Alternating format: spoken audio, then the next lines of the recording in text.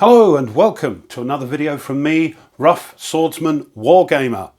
It's an open the box and it's an unboxing of another game in a series that I have. It is Blue Cross, White Ensign.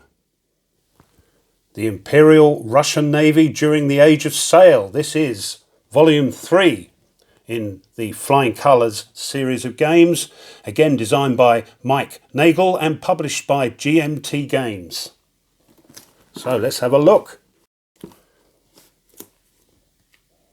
At the turn of the 18th century, Tsar Peter the Great had a dream.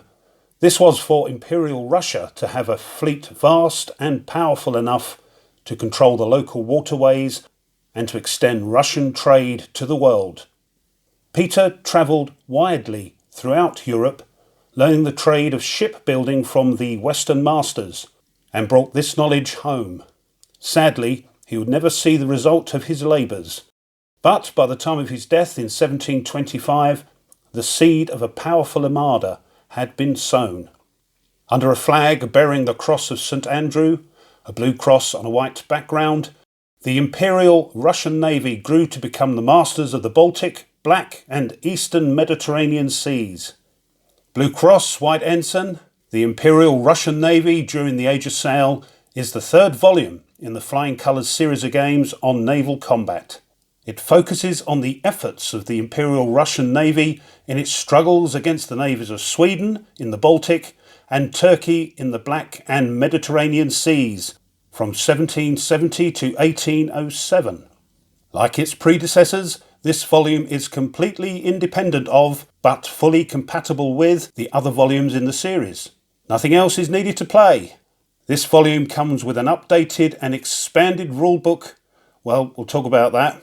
That adds additional detail specific to the navies included herein. Particularly the introduction of explosive shells fired from the mighty Russian Endinorogs, or unicorns. Included are roughly a dozen battles pitting the Imperial Russian Navy against those of Sweden and Turkey. Each battle is fought by two players, or two teams of players, across one or several conjoined maps depicting shallows and shoals with individually named vessels that have been specifically rated for their abilities in combat. Players activate these ships through the command abilities of individually rated admirals present at each battle, including the mercenary adventurer and American naval icon John Paul Jones. Players may also easily create their own scenarios with the design your own rules and even pit these fleets against those from other volumes in the Flying Colours series. The command system provides an excellent solitaire experience as well.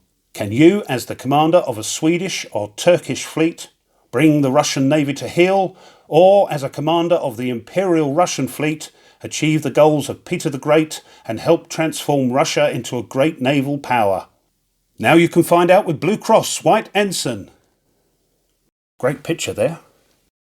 Here's the counters. Time each game turn 5 to 10 minutes. The map is 100 metres per hex. One ship per counter is the units. Players 1 to 4. And on the game meter, complexity is 5, which is a medium, 5 out of 9. And the solitaire suitability is 6. But then I believe on Flying Colours itself it was 7, so these are all very subjective. 6 out of 9. What do we get? We get 3 24 by 34 inch full colour maps, 2 counter sheets, 2 player A cards, rules and play booklets, turn charts and a 10-sided die. As I say, game designer Mike Nagel, game developer Rob Duan, art director Roger B. McGowan, map and counter art Mark Simonich, rules and playbook layout Charles Kibler, historical research Mark Barker, the usual crew of game producers, and the package design and logo Roger B. McGowan. Right, let's get the shrink wrap off. The shrink wrap's off, let's open the box. And we have some baggies and a D10. And a note from Tracy saying that she has carefully hand-packed and inspected this game. Thank you, Tracy. And the rules. Right.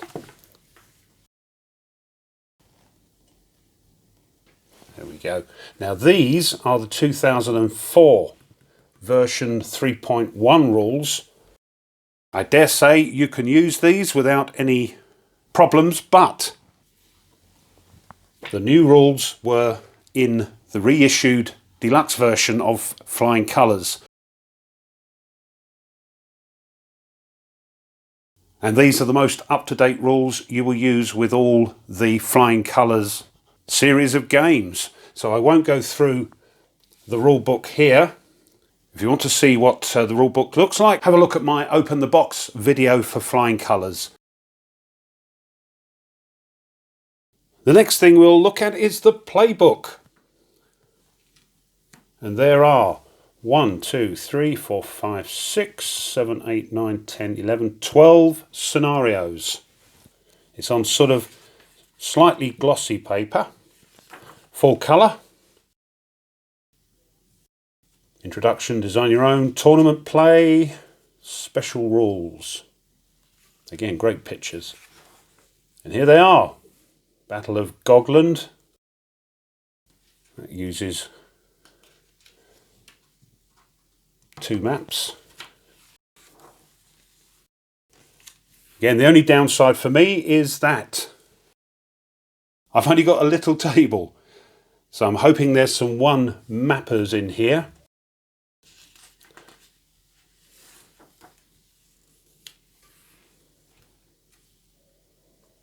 Oh, crikey, look.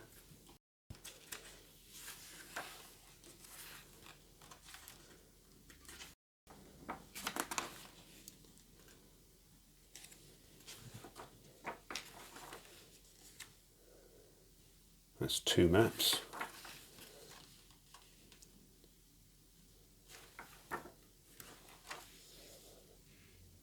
That's that picture's great picture. G, 1 mapper.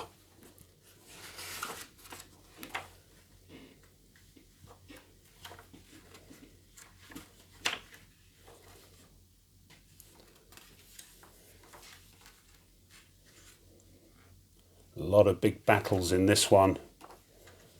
Another 1 mapper, so there's a couple for me to be getting on with until I can sort out a larger table. Note on the ship names and example of play. There we go. Bibliography on the back and the credits again. Right. Next, 2 player aid cards. And these will be familiar to you if you have Flying Colours. I don't know if any of this has changed or specific to this game, but there we go. Firepower determination table, carronade table, rake, and the arcs of fire, and then wham! Hit results table. Firing against the large and the small vessels. Movement, tacking, wind adjustment, and all that. There we are. Counters. Here's the first one. These are on the thinner white core. Flying Colours was on the brown core, so these are slightly thinner counters. Here are the Russians. Each ship is individually named. Turkish, Swedish.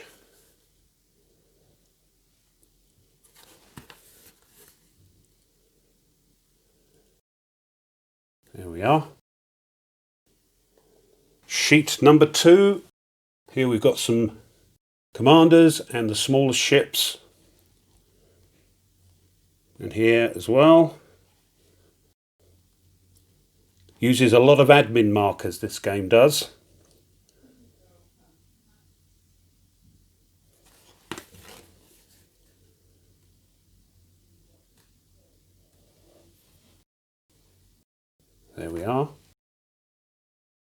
and the last sheet.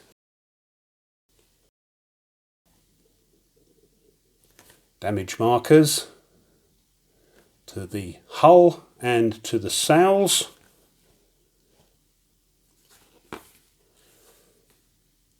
There we are. And lastly, the maps. So we'll show you those.